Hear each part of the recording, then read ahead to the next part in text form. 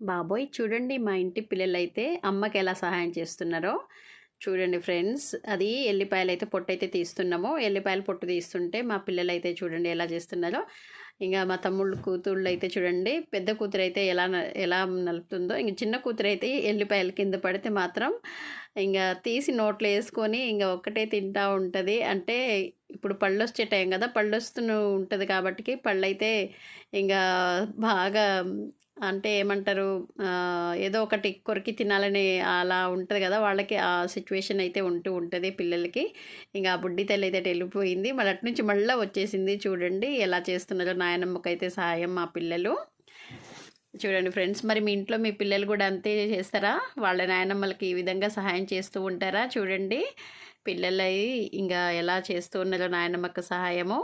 చూడండి ఫ్రెండ్స్, మరి మీ ఇంట్లో పిల్లలు కూడా ఇలా చేస్తూ ఉంటే చూడండి ఇవన్నీ